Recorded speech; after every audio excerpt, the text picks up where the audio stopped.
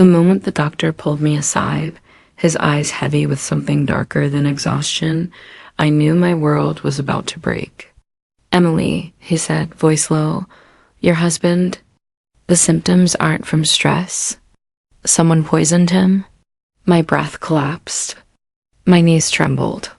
And in that instant, I felt something cold slide down my spine, the chilling truth I had been trying to ignore for months.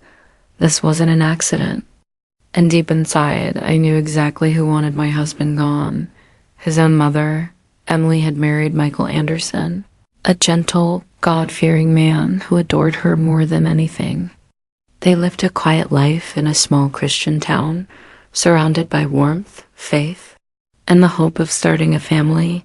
But the one shadow that never left them was Margaret Anderson, Michael's mother. Margaret was elegant on the outside, respected in church, known for charity and good deeds. But behind her smile lived something sharp, something cold. Her love for her son came with chains. When Michael married Emily, those chains snapped. Margaret blamed Emily for taking her son away, and even worse, she despised the idea that Michael had updated his will, giving Emily equal rights to everything he owned, something that, in Margaret's mind, belonged to her alone. She didn't hide her bitterness. "You'll ruin him," she would say. "You're not the woman I prayed for." Emily tried to remain patient. She prayed, forgave, and hoped things would change.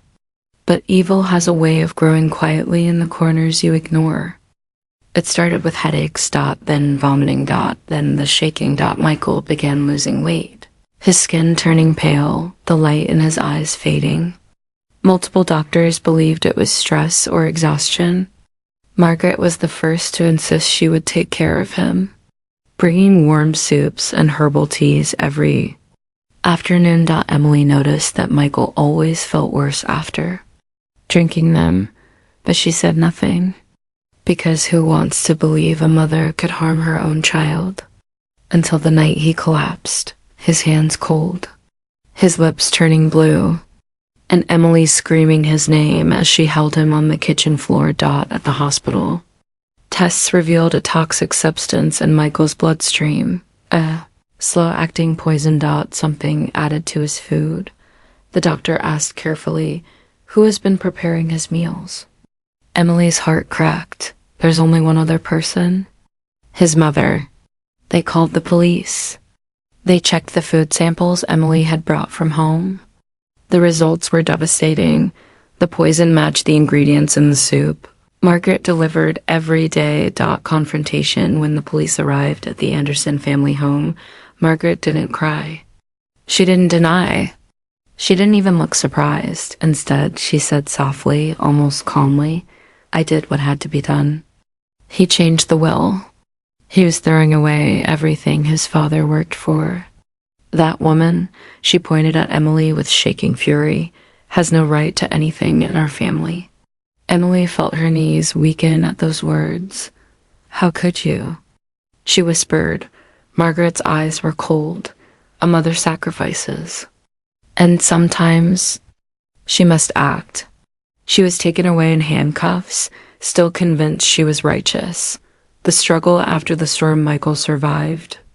But recovery was long, painful, and terrifying. He struggled with memory lapses, muscle weakness, and the emotional devastation of knowing his own mother tried to take his life. He cried in Emily's arms more times than she could count.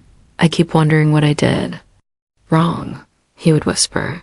"You did nothing wrong," Emily said. Sin blinded her heart. But the challenges kept coming. Challenge 1. Trusting again. Michael struggled to sleep, fearing betrayal. Emily comforted him every night. Challenge 2.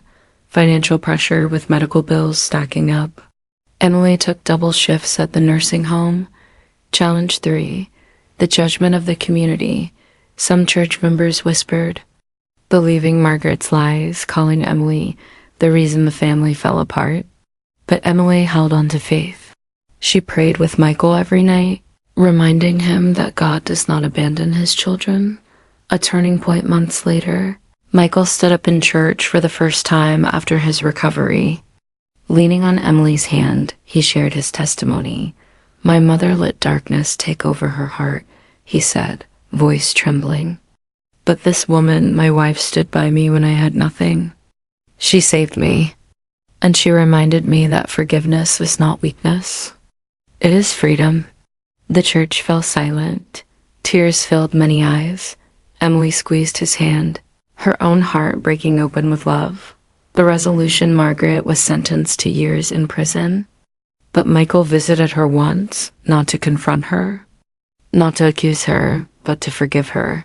Margaret cried when she saw him. Genuine tears this time.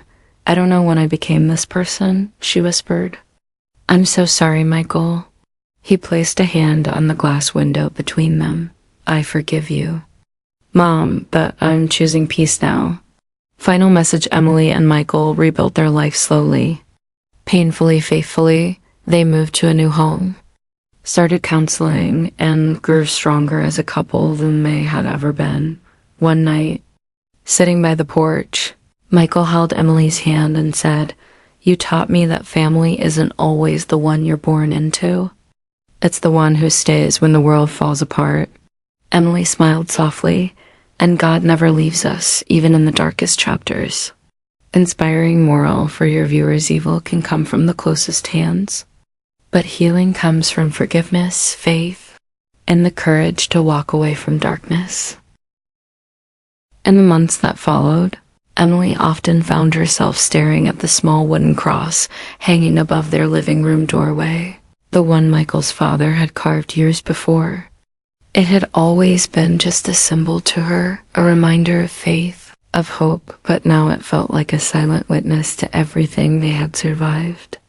Some nights, when Michael struggled with nightmares, waking up drenched in fear, Emily would hold him until his breathing steadied, whispering prayers into the darkness.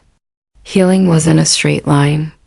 There were days when Michael couldn't stop blaming himself, wondering how a mother who once prayed with him could let greed consume her heart. Emily battled her own wounds too: the fear of losing him, the guilt of not having seen the danger sooner, the whispers from neighbors who believed Margaret was an innocent woman framed by a jealous wife. But every time those shadows crept in, Emily reminded herself that survival itself was a miracle. Slowly, they began rebuilding small joys. They planted a garden behind their home, tending to tomatoes, lilac, and lavender, watching life grow again from soil that had once been dry and neglected. Michael joined a men's Bible group, opening his heart to fellowship again, while Emily started teaching Sunday school. The children's laughter filled her spirit with warmth she had forgotten she needed. And with each passing week, the weight on their shoulders grew lighter. Their love deepened, rooted not in perfection, but in the storms they had weathered side by side. One quiet morning, as sunlight streamed through the kitchen window, Michael wrapped his arms around Emily and whispered, "We survived what was meant to break us. God turned our ashes into something new." Emily closed her eyes, tears slipping down her cheeks. They were finally stepping into a future untouched by fear, one built on grace, strength, and a love that refused to die.